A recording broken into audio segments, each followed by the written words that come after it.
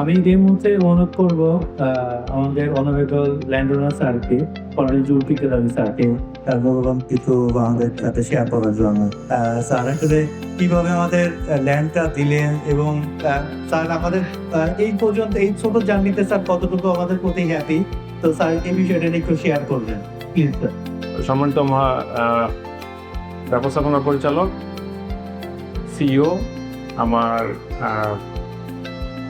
পরিবারের আমার সহধর্মিণী, আমার পুত্রবধূ, মঞ্চে উপবিষ্ট অন্যান্য জেমসের কর্মকর্তাবৃন্দ এবং সামনে যারা বসে আছেন, যারা জেমস কনস্ট্রাকশনের মূল শক্তি, বিগত আপনারাই সব কিছু করেন, তাদের সবাইকে শুভ সকাল। আমি কর্নেল মোহাম্মদ জুলফিকার আলী, বাংলাদেশ সেনাবাহিনী থেকে আমি গত 2024-এ রিটায়ার করেছি।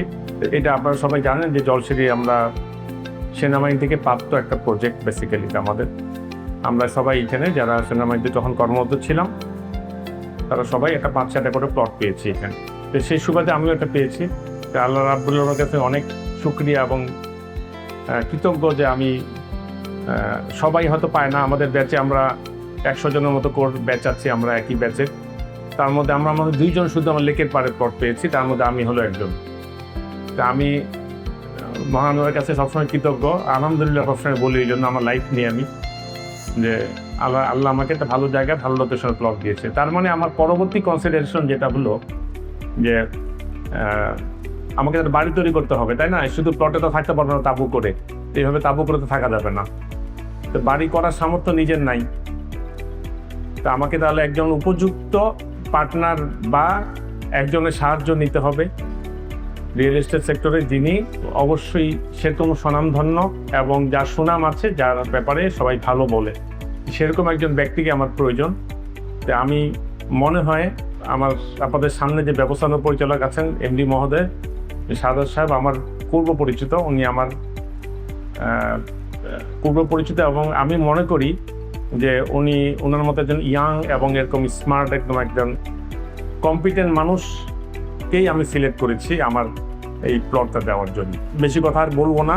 যখন ওনাকে আমি প্রথম দিন ওনার সাথে দেখা করেছিলাম, যেহেতু একটা ফর্মাল ইন্টারাকশন, তখন ওনাকে আমি একটা কথাই বলেছিলাম, ওই কথাটা উনি অলরেডি বলেছেন, আমি আবার রিপিট করলাম যে আপনার কাছে এটা একটা প্রজেক্ট, বিকজ আপনারা এরকম অনেক প্রজেক্টই করতেছেন, আরও করবেন, বাট এটা আমাদের কাছে একটা স্বপ্ন। এখানে আমরা বসবাস করব, এখানে আমরা থাকবো। আল্লাহ তো আমাদেরকে এখান থেকেই আমার দুনিয়া থেকে আমাদেরকে বিদায় নিতে হবে। এটাই আমাদের বাড়ি, বেসিক্যালি আমাদের তো অন্য বাড়ি নাই, এখানেই থাকতে হবে। তো সেই সুবাদেই আমাদের কাছে এটা তো অনেক গুরুত্বপূর্ণ ব্যাপার।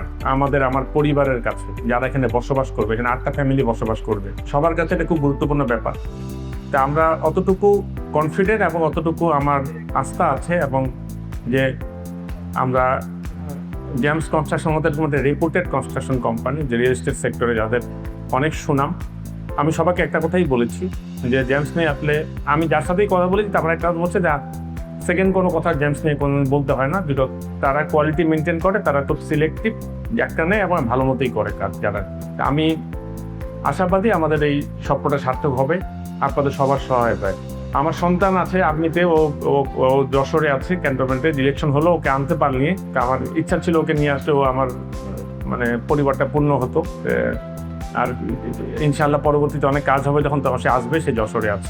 আর আমি শুরু থেকে জেমসের প্রথম দিন থেকেই বেসিক্যালি যখন ইন্টারেকশন হলো, তারপর থেকে তো আমাদের আরও বিভিন্ন প্রসেসগুলো হয়েছে, ডিড অফ এগ্রিমেন্ট হয়েছে, পাওয়ার অফ অ্যাটর্নি হয়েছে। আমি জেমসের পুরো গ্রুপের কাছে, টিমের কাছে অত্যাধিক সন্তোষজনক এবং খুব ভালো মানের আমি সহায়তা পেয়েছি এবং আমরা একত্রে কাজ করেছি। বেসিক্যালি এটা তো একটা টিমওয়ার্ক, সবাইকে একসাথেই কাজ করতে হবে।